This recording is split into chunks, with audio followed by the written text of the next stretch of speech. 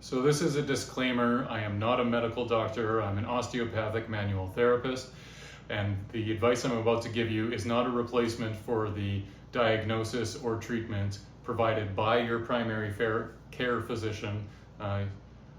That being said, you should discuss the advice I'm about to give you with them before implementing it.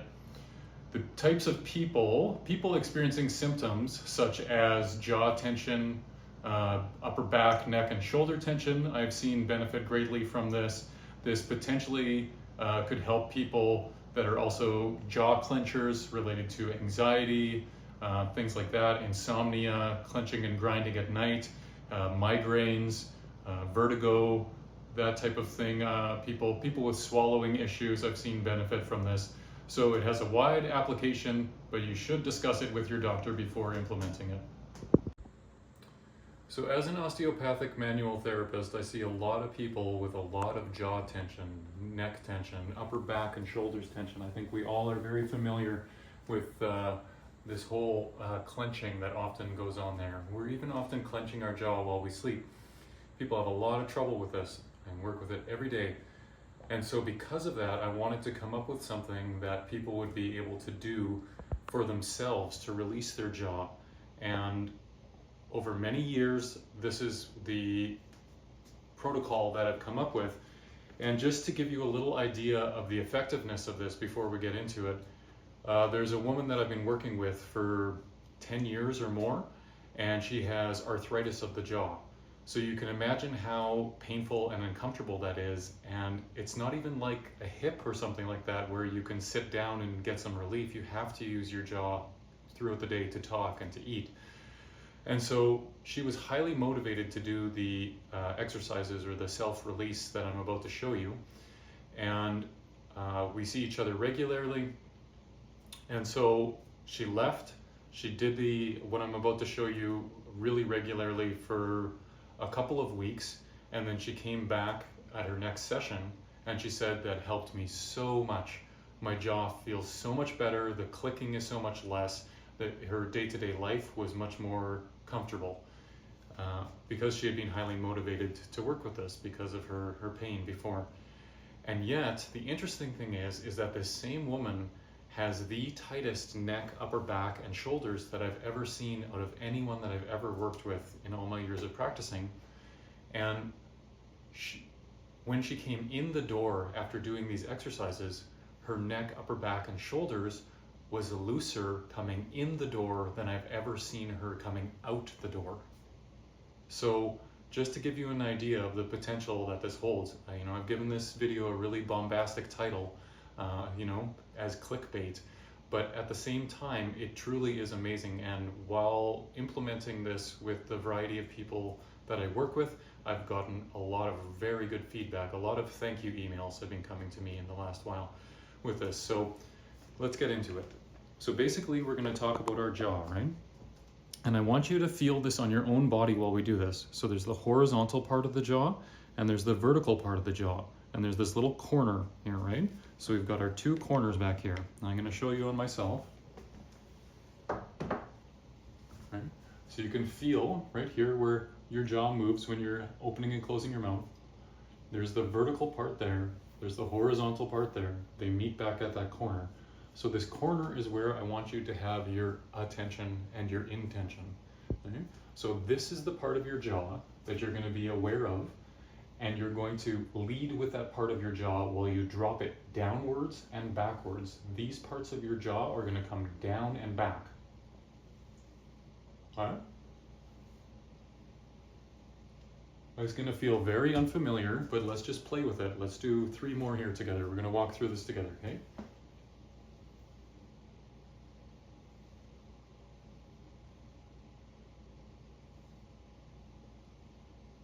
And what I want you to feel, I want you to tune into, is there any change of sensation on the roof of your mouth or the back of your throat, kind of where your nose holes meet your throat, where your uvula is hanging down, all through that area, the whole roof of your mouth to the back of your throat? Do you feel any sensation change while you're being aware of these areas and dropping them downwards and backwards? It's like they're going to go into the floor behind your heels if you're standing.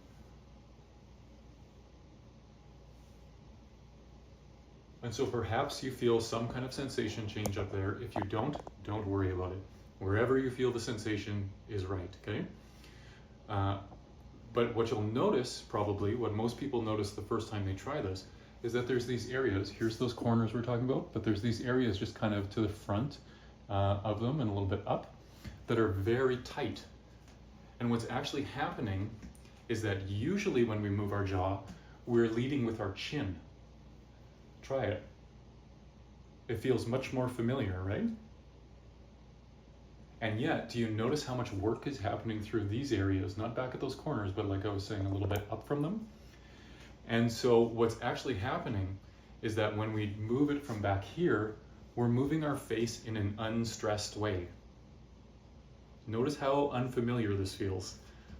So what's happening when we lead with our chin in the stress response type of stabilization pattern is that we're actually bringing our chin forward. We're bringing our jaw forward. But to do that, we need to clench these muscles here, which are often so tight. Even while we're sleeping, we're clenching them because we're so used to holding them. And so what happens when we then change to these back corners and dropping them down is that those muscles are being asked to relax.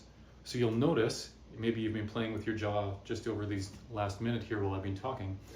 If you do this 5 times, it's going to feel very different than at that first time because your body is going to figure out a new stabilization pattern. It's going to adapt in real time and it's going to realize that it doesn't need to keep these muscles clenched all the time. Because before, the way that feels familiar, these muscles are clenching even when we're opening our mouth. So you're clenching your jaw even while you're opening your mouth. And so the stabilization pattern is at odds with itself, yeah? So when we go like this, then those muscles get cued to drop. They weren't tight, they were neurologically overactive. It was an inefficient and inappropriate stabilization pattern. So now let's play around with that sensation. If you haven't felt it, then that's fine. But if you are feeling a sensation change, perhaps a stretch or a broadening or just any type of sensation change on the roof of your mouth, down, back towards your throat, let's see if we can draw that sensation change down, a little further down into our body, okay? Let's see. So it would be something like,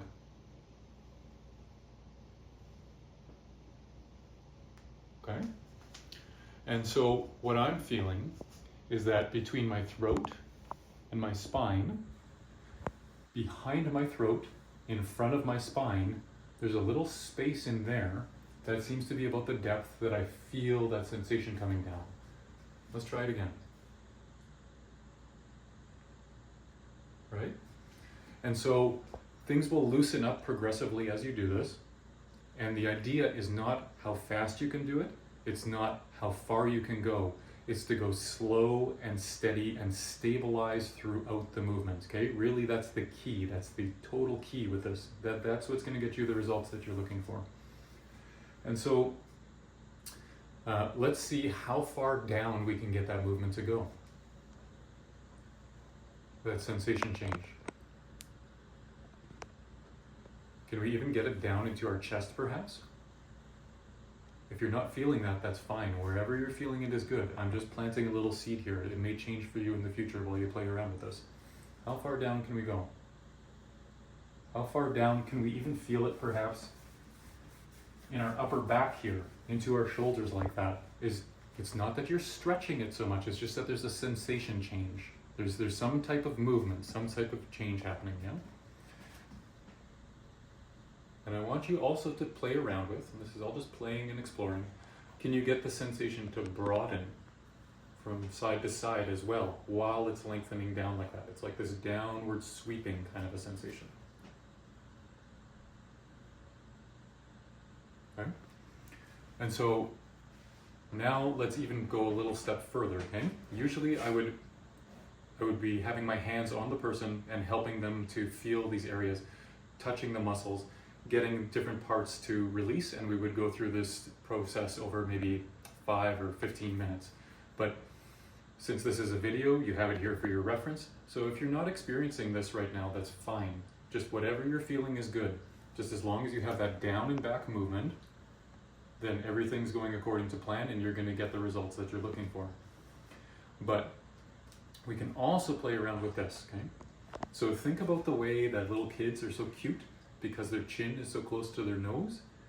And then maybe around 6 or 8 years old, that space gets longer, right? Their face grows down and out, right? Down into the front, their face grows. And so just like a tree will have grain in its wood based on how it grew, our bodies have grain inside of them based on how they grew as well.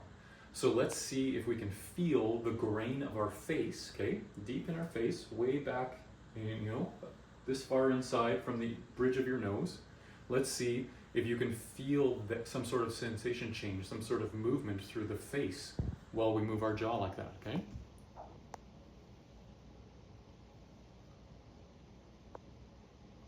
Perhaps you can feel it through the roots of your teeth or your sinuses, your nasal passages, even into your cheekbones and your eye sockets. Let's try it again. You feel something through there? Okay. So this can be very good for loosening up that whole area, getting the congestion, the tension out of there. And what I would suggest is that you do this, you can use pain, you can use discomfort as a motivator, that anytime that you're experiencing that, it's your body tapping you on the shoulder and saying, hey, let's reset that pattern. Let's change this up a little bit. Let's get some relief. So you can use this for relief. Just 2-3 times will get you a change. But you can sit down and get relaxed on a break. You can put on a song, I like to say, and then do it for half the song. Just slow and steady. Yeah. And so just play around with it. It should be comfortable. You don't want to over fatigue the muscles because they're not going to be used to working some of them, and they're not going to be used to relaxing some of them. So take it slow. You can always come back to it. You can't really overdo this as long as you're listening to your body and you're keeping it comfortable while you're doing it. Don't force it. You're not going to get further faster by pushing through anything or taking it. If this is not a no pain, no gain situation. We just want to go slow and steady, and we're just building that pattern back into the body. And in the long run, well, I'll just say first, in a second here, I'm going to show you the anatomy as to why this makes sense, that it's going to release the neck and shoulders and throat. But first, just to say that why are we clenching all the time? Because our baseline state of our body is based on what we're most familiar with, what we've experienced the most in the past. So if we keep practicing this, and it's good to, it's easy to do it because it feels so good, then what you'll find is that you're basically starting to stack the odds in your favor. More and more of your experience has been of your body being in this happier, more relaxed state. And so then the longer you practice this, the more and more likely it becomes that this becomes your baseline. Okay? So let's look at the anatomy of this area of the body. So it's possible, it's likely that if you continue this regularly, and it doesn't need to be arduous, it doesn't need to be huge amounts, but if you make this a regular part of your day, then you're gonna find that over time you're gonna stop clenching your jaw, and even while you're sleeping. And it's gonna take time. I don't know how long, it could be weeks or months or years, but if you continue working with it, you're gonna get relief along the way. You're gonna be walking around with less tension more of the time. So you're gonna be a lot more comfortable, things are gonna be able to heal and flow a lot better through there, and eventually those unconscious holding patterns are gonna become less intense and less frequent, and they're gonna be harder to be triggered. It's gonna take more of a stress response to trigger them. So let's look at that anatomy as to why it makes sense that the head, neck, and shoulders are so relaxed by this. So we've got our anatomy app here. So I'm gonna zoom in a little bit and look at our skeleton. So let's turn it over here. Okay, whoop, So here, like I was saying, we have the head, neck, and shoulders, right? So let's add on a layer of muscles. Okay, so there we go. We have these throat muscles, yeah? So this is where I was saying before that there's the back of the throat and the front of the spine there, yeah? So it's kind of right in that area is where I think we tend to feel it. You can see there's all types of different fiber directions. Let's go around to the front here. Let's look up into the throat like this, where it comes and attaches to the base of the skull. So yes, if you're feeling a bunch of deep movement right at the base of your skull, yes, that's real, that's happening. And you can see all these different fiber directions. So you're gonna feel all kinds of different sensations in here. Whatever you're feeling is valid and real. And here's all the little voice box muscles all in there, right? So if we were adding more areas in the anatomy app here, we would see the windpipe come off here and the esophagus come off there. The one tube is going to split into two, right? So that's why, another reason why you can feel it all the way down into your chest and everything like that. But let's look at how the jaw, the head, the neck, and the upper back and shoulders here are all connected. Let's add some more muscles in. Okay? So we'll add in one more layer of muscles. We see a few more. We'll add another layer. We see a few more. We add another layer. Look at all that connection and relationship. Here's another layer. Now we're going all the way from the Adam's apple type of area all the way down to the shoulder blade with this particular muscle. It's the omohyoid muscle. So there you go, one muscle, a direct connection from your Adam's apple area to your shoulder blade. But we're not done. We'll add even more muscles, yeah? So, and then there we go. So doesn't it make perfect sense that when the area of the jaw is tense and not moving properly, that all of these intimately related areas are also suffering and having to have adaptive loss of movement and tension themselves? So there you go. That's why it makes sense. And I wouldn't be surprised if that chronic area in your upper back here and through your neck and shoulders feels much, much better after playing around with this for a little while. Have fun with it. And so our jaw is not the only area where this stress pattern of stabilizing it upwards and forwards goes, which we don't want to do. What we want is to stabilize downwards and backwards. It's think about it like this. If you were carrying something, in your backpack, something small, it would be no problem because it's near your center of gravity, right? It's in close relationship with your center of gravity. But if you had the same thing and you had to hold it out here on an outstretched arm, then it's going to be terribly fatiguing and inefficient. You do this for 3 minutes and you're going to be uncomfortable. You do this for 30 years and you're going to have trouble. So it's the same thing with the stabilization patterns of our jaw, like I was saying before, but also with our breathing. So what I want you to do is kind of where the bottom of your ribs are, right there, and kind of the top of the small of your back, like that. Be aware of that area, and from that area, I want you to create a trajectory of effort that's downwards and backwards again, down into the earth, back behind your heels. That's how we're going to breathe in.